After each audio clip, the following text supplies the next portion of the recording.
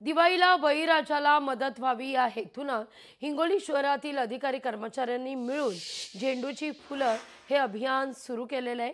या अभियानांतर्गत शेतकऱ्यांच्या मालाला चांगला भाव देऊन शेतकऱ्यांकडून वाढीव दरात झेंडूची फुल खरेदी करण्यात येणार आहे।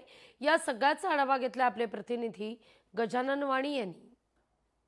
शेतकऱ्यांच्या मालाला हमीभाव मिळावा यासाठी हिंगोलीमध्ये सुशिक्षित तरुणांनी आणि नागरिकांनी एक झेंडूचे फुले असं अभियान या ठिकाणी उभं केलेलं आहे। बघू शकता की या ठिकाणी त्या प्रकारे असं बॅनर लावण्यात आलेला आहे, कारण की शेतकऱ्यांनी पिकवलेला माल जो आहे तो चांगल्या प्रकारे त्यांना भाव मिळावा। नागरिक जे आहे ते शेतकऱ्यांकडून माल खरेदी करतात। मला सांगा, झेंडूची फुले अभियान आपण सुरू केलेलं आहे, काय यात उपक्रम आहे? मागच्या 8 वर्षापूर्वी झेंडूची फुले अभियान आम्ही सुरू केलेलं आहे। या अभियानाच्या अंतर्गत शेतमालाची खरेदी शेतकऱ्याकडूनच करावी, योग्य किमतीला करावी व कमी किंमत असेल तर जास्त किमतीला करावी अशी संकल्पना वापरून आम्ही अभियान हिंगोलीपासून सुरू केलं।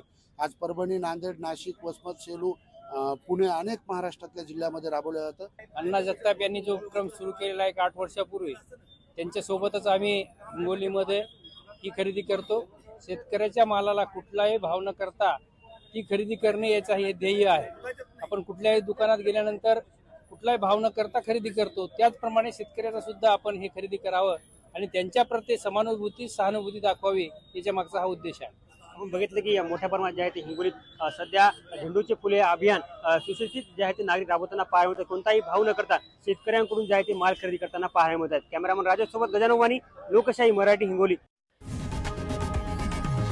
लोकशाही मराठी, ऐका, पहा, जागरूक रहा।